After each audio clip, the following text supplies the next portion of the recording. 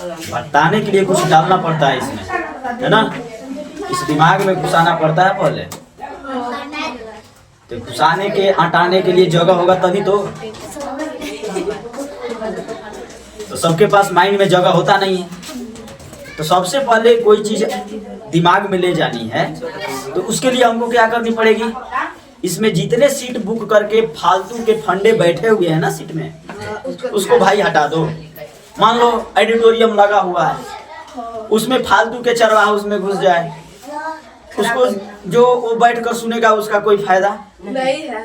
और मोटिवेशन करने वाला आया, बड़ा लीडर आया और बड़ी बड़ी बातें बक गया, वो एक कान से सुनेगा, बाहर जाकर एक कान से तो उससे अच्छा है जो उसी तरह हमारे दिमाग में भी बैठा हुआ है। हमारा दिमाग क्या है, 5 का कोई स्टार से भी अच्छा 5 स्टार है ना। कौनो ओकरों से बड़ा 2 4 10 स्टार 50 स्टार क्यों ना आ जाए, ये माइंड उससे भी कम जीबी है। आगे बात समझ में, इसमें ऑलरेडी जो भरा हुआ है ना उसको क्लीन करना होता है, उसको साफ करना होता है, ताकि कोई अच्छे ज्ञान वाला जो है आकर इस सीट पर ग्रहण कर सके। तो सबके बस की चीज नहीं होती है बैठाना, उसको बस की चीज होती है जो जिस लायक होता है उस लायक के दिमाग खुलता है। हम जिस लायक है ना उसी लायक के अपने फ्रेंड भी चुनेंगे, है कि नहीं है। हम जिस लायक हैं उसी लायक ना फ्रेंड चुनेंगे जी।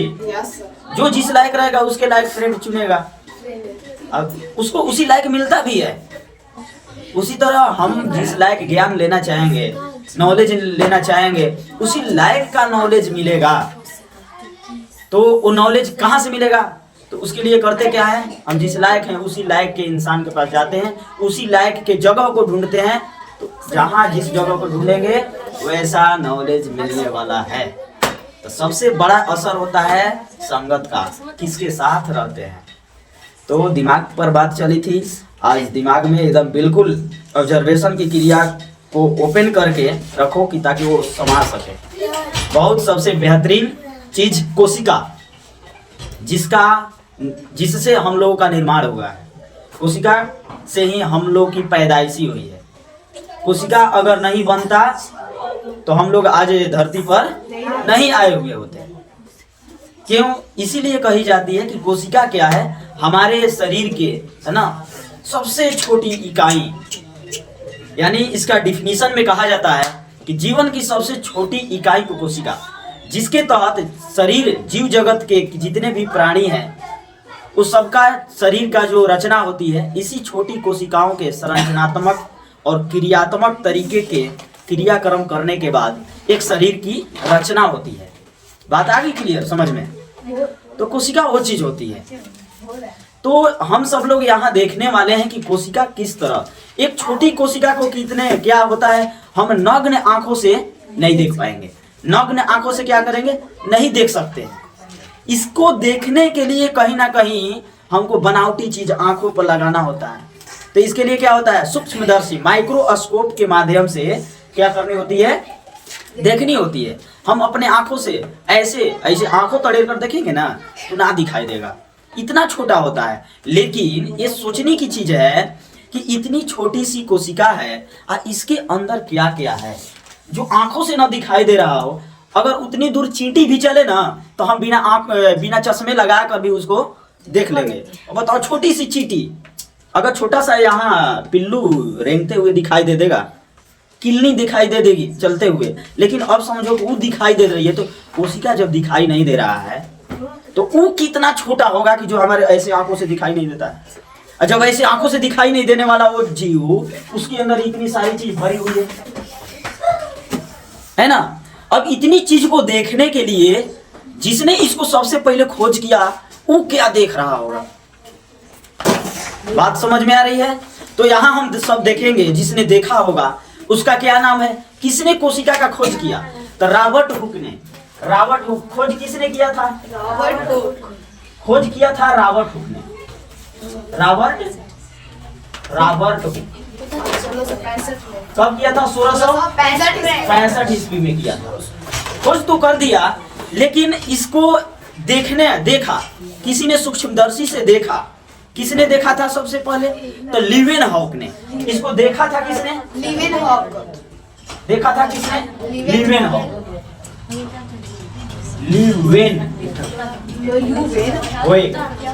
लीवेनहोइक ने इसको क्या किया था, देखा था। और कोशिका के अंदर है ना, रॉबर्ट ब्राउन नाम एक वैज्ञानिक ने क्या किया, कोशिका के अंदर देखा कि एक केंद्रक है। क्या है? एक केंद्रक। ये जो आपको डायग्राम बीच में भाग में दिखाई दे रही है, ये जंतु कोशिका, कोशिकाओं से देखिए पादप कोशिका होती है और जंतु कोशिका। तो पादप कोशिका और जंतु कोशिका इस सबके अंदर, तो ये जंतु कोशिका का संरचना है। तो जंतु कोशिका के अंदर क्या किया, दोनों के लिए दोनों काम किया है। कोशिका, जंतु कोशिका और पादप कोशिका में भी यही सेम डायग्राम होते हैं, ठीक है। लेकिन कुछ होते हैं जिसको यूकैरियोटिक और प्रोकैरियोटिक में बांटा गया है। कोशिका दो टर्म में, दो पार्ट में, है ना, वो आगे बताई जाएगी। लेकिन यहाँ सबसे पहले देखने का काम किसने किया, लीवेनहॉक ने। खोज किसने किया था, रॉबर्ट हुक ने 1665 ईस्वी में। लेकिन कोशिका के अंदर देखा एक वैज्ञानिक जिसका नाम है रॉबर्ट ब्राउन। उसने किसको देखा, केंद्रक को देखा। रॉबर्ट ब्राउन ने किसको देखा, केंद्रक को। यानी यहाँ हम कह सकते हैं कि केंद्रक का खोज किसने किया, रॉबर्ट ब्राउन ने। किसने किया, रॉबर्ट ब्राउन ने, ठीक है। अब इसके बाद आता है तो एक स्लाइडेन है, स्लाइडेन ने क्या किया था, ये पादप कोशिका का खोज किए थे। पादप कोशिका, इनके कहने का मतलब था कि पादप जो वनस्पति उपस्थित है, जितने भी पेड़ पौधे हैं, उनके अंदर भी कोशिका होती है। उनके भी अंदर क्या होती है, कोशिका होती है। तो इसने बोला कि पादप के अंदर भी कोशिका है। लेकिन एक और वैज्ञानिक स्वान ने, ठीक है, स्वान ने, इन्होंने क्या कर दिया, खोज कर दिया कि जंतु के अंदर भी कोशिका होती है। जंतु के अंदर भी कोशिका होती है। तो अब ये दोनों ने क्या कर दिया, जब दोनों मिल गया और मिलने के बाद में कोशिका सिद्धांत, क्या कहा, कोशिका सिद्धांत का प्रतिपादन किया। किसने, कोशिका सिद्धांत दिया। किसने दिया, स्लाइडेन और स्वान ने दिया। बातें क्लियर है। तो कोशिकाएं जो होती है इस तरह की होती है। कोशिका के अंदर में हम यहाँ देख रहे हैं क्या क्या पाया गया। कोशिका में होती है कोशिका झिल्ली होती है और गाल्जी काय होती है, सेंट्रोसोम। यहाँ आप देख रहे होंगे किस तरह से सेंट्रोसोम का डायग्राम। कोशिका उतनी छोटी चीज है, इसके अंदर ये चीज भरा हुआ नजर आ रहा है। और लाइसोसोम यहाँ देख रहे हैं।